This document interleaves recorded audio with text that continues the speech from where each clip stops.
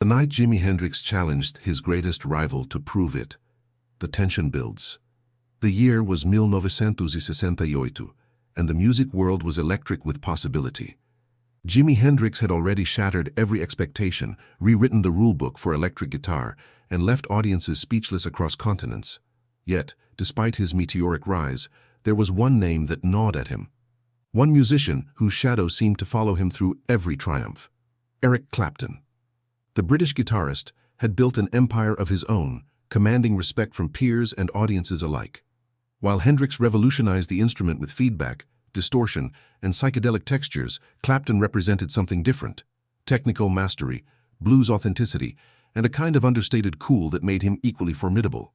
The two had never directly confronted each other, never stood on the same stage to settle what everyone whispered about in dimly lit clubs and backstage conversations. That was about to change. Jimi sat in his Manhattan apartment, fingers absently working through chord progressions on his beloved Fender Stratocaster. The instrument was an extension of his body now, responding to his thoughts before his hands could fully execute them. Outside, New York City hummed with the energy of late summer.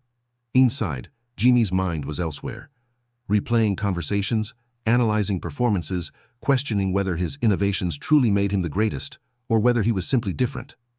The phone call came around midnight. Hendrix. The voice was unmistakably British, carrying the confidence of someone accustomed to getting what he wanted. "It's Clapton. We need to talk." Jimi's hand tightened on the receiver. In all their years of parallel success, they had never spoken directly. Their rivalry existed in the spaces between. In magazine articles, in the opinions of other musicians, in the unspoken competition that defined the era. "I'm listening," Jimi replied, his voice steady despite the sudden acceleration of his heartbeat. "I've heard the rumors," Eric continued. "Everyone's saying you're the best, that you've surpassed everyone else, that there's no one in your league." There was a pause, heavy with implication. "I think it's time we found out if that's true." Jimi leaned back in his chair, a slow smile spreading across his face. This was the moment he'd been waiting for, though he hadn't consciously known it. "You want to play?" "More than that," Clapton said. "I want to prove something. To you, to myself, to everyone watching. I want to show that technical mastery and blues authenticity still matter, that innovation without foundation is just noise." The challenge hung in the air between them, crackling with possibility and danger. Jimi understood immediately what Clapton was proposing. Not a casual jam session, but a confrontation. A test. A moment that would define not just their rivalry, but the very direction of rock and roll. "When?" Jimi asked. 3 weeks, Clapton said. "There's a private venue in London. I'll arrange everything. Just you, me, and whoever wants to witness history." The line went dead. Jimi sat in the darkness of his apartment, the Stratocaster still resting against his chest. 3 weeks to prepare. 3 weeks to prove that everything he'd done, every boundary he'd shattered, every moment of inspiration that had driven him forward, it all meant something. It all mattered. He picked up the guitar again and began to play, his fingers flying across the fretboard with renewed purpose. The music that poured out was unlike anything he'd created before. A fusion of everything he'd learned, everything he'd discovered, everything he'd yet to imagine. The next 3 weeks transformed into something between a pilgrimage and a war campaign. Jimi threw himself into preparation with an intensity that bordered on obsession. He rented a private studio in Greenwich Village, where he worked 18-hour days, pushing his technique to new frontiers. But it wasn't just about speed or technical prowess. Jimi understood something fundamental that many musicians missed. The greatest performances weren't about showing off. They were about communication. They were about taking the listener on a journey, about creating moments of transcendence that transcended the physical act of playing an instrument. He worked with his band, the Jimi Hendrix Experience, refining arrangements, exploring new sonic territories. Mitch Mitchell, his drummer, watched with fascination as Jimi pushed himself harder than ever before.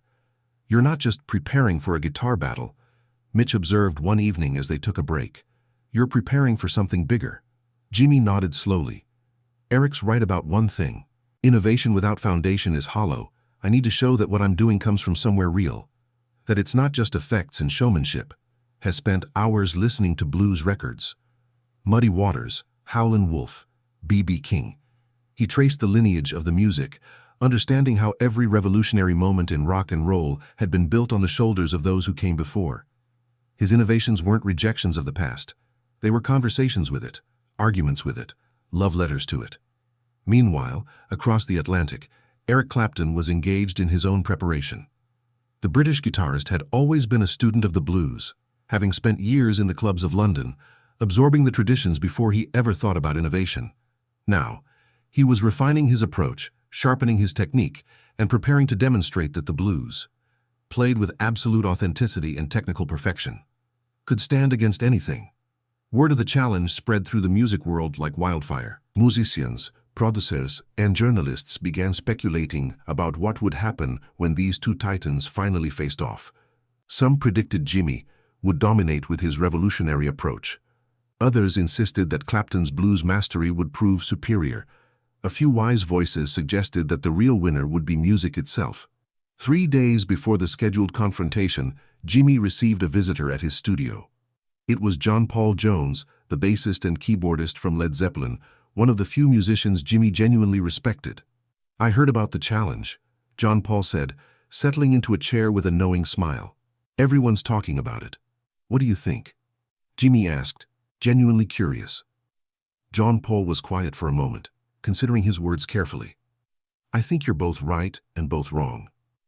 You've revolutionized what's possible on the guitar. Eric's proven that mastery of tradition is its own kind of revolution. But here's what I think you should remember. The greatest musicians aren't the ones who prove they're better than everyone else. They're the ones who elevate everyone around them." Jimi absorbed this wisdom, understanding its deeper implications. The challenge wasn't really about proving superiority. It was about pushing both of them to heights they couldn't reach alone. The venue was a converted warehouse in East London, intimate and raw. The space had been transformed into something between a concert hall and a cathedral, with minimal staging and maximum acoustics. The audience was carefully curated. Musicians, producers, journalists, and a handful of industry figures who had shaped rock and roll. Jimi arrived first, walking through the London drizzle with his Stratocaster in hand. The guitar felt lighter than usual, as if it understood the significance of what was about to happen. He took the stage alone, sitting on a simple stool with just his instrument and an amplifier. The crowd fell silent. For a moment, Jimi didn't play. He simply sat there, letting the anticipation build, letting the weight of the moment settle into the room. Then, his fingers found the strings, and he began with something unexpected. A slow, soulful blues progression. Not flashy, not revolutionary, just pure, honest emotion translated through the instrument. The audience was transfixed. This wasn't the Jimi Hendrix they expected, the wild innovator, the psychedelic pioneer. This was something deeper, something that revealed the foundation beneath all his innovations. He played for 20 minutes, exploring the blues with a reverence that showed he understood its history, its pain, its transcendence. When he finished, the silence was absolute. Then Eric Clapton walked onto the stage. The British guitarist was dressed simply, his presence commanding without any need for theatricality. He plugged in his guitar and, without preamble, launched into a blues standard, one of the classics that had defined the genre. His technique was flawless, his tone warm and rich, his phrasing impeccable. He played with the confidence of someone who had spent years mastering every nuance of the tradition. The audience erupted in appreciation. But then something unexpected happened. Instead of finishing his set and leaving the stage, Eric looked directly at Jimi and nodded. An invitation. A challenge. A collaboration. Jimi stood and walked to the center of the stage. The two guitarists faced each other, separated by just a few feet, their instruments hanging from their necks like weapons or tools or extensions of their souls. What happened next was unlike anything anyone in that room had ever witnessed. They began to play together, but not in harmony.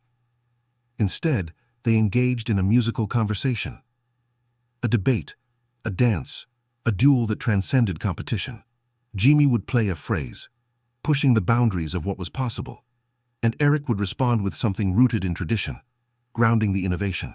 Then Jimi would take that grounding and launch it into new territories, and Eric would follow, adapting, evolving, proving that mastery of tradition didn't mean being bound by it. The music they created together was extraordinary, a fusion of everything that made each of them great. Jimi's revolutionary approach to tone and texture combined with Eric's technical precision and blues authenticity created something that neither could have achieved alone. They played for nearly an hour, moving through blues standards, original compositions, and pure improvisation.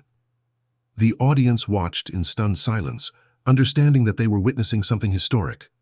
Not a battle, but a collaboration. Not a competition, but a conversation between two of the greatest musicians of their generation. When they finally stopped, both guitarists were drenched in sweat, their hands trembling from the intensity of what they'd just created. They looked at each other, and something passed between them. A recognition, a respect, a mutual understanding that transcended rivalry. Eric extended his hand, and Jimi took it. The audience erupted in an ovation that seemed to shake the very foundations of the warehouse. In the weeks and months that followed, the story of that night in London became legend. Musicians spoke of it in hushed, reverent tones. The recordings that were made, bootleg copies that circulated through the underground music scene, became some of the most sought-after tapes in existence. But the real significance of that night went far deeper than the music itself. Jimi and Eric had proven something fundamental, that the greatest artists aren't threatened by other great artists. Instead, they're elevated by them. The challenge that had begun as a confrontation had transformed into something far more valuable, a collaboration that pushed both of them to new heights. In the years that followed, Jimi continued to innovate, but with a deeper appreciation for the traditions that had shaped him. He incorporated more blues elements into his work, honoring the lineage while still pushing forward. Eric, inspired by that night, began to experiment more boldly, proving that mastery of tradition didn't preclude innovation. The music world was forever changed by what happened in that London warehouse. Young musicians understood that they didn't have to choose between innovation and tradition. They could honor both. They could push boundaries while respecting foundations. They could compete while collaborating. Jimi Hendrix would continue to be recognized as one of the greatest guitarists who ever lived, a revolutionary who changed the instrument forever. But he would also be remembered for something equally important: his willingness to stand on stage with another great musician and create something neither could have created alone. The night Jimi Hendrix challenged his greatest rival to prove it became the night he proved something far more important. That true greatness isn't about being better than everyone else. It's about elevating everyone around you. Years later, when people asked Eric Clapton about that night, he would smile and say, "Jimi taught me that there's always more to discover. That mastery isn't a destination. It's a journey. And the best journeys are the ones you take with someone who challenges you to go further than you ever thought possible." And when people asked Jimi about it, he would simply say, "That night, I learned that the greatest rival isn't someone trying to beat you. It's someone trying to make you better. Eric made me better. And I hope I made him better too." The music they created together that night in London remains a testament to what's possible when ego gives way to artistry, when competition transforms into collaboration, and when two of the greatest musicians of their generation stand on the same stage, not to prove who's better, but to prove what music can be when it's created with absolute honesty, technical mastery, and boundless innovation. That night rock and roll reached new heights, and the world was forever changed.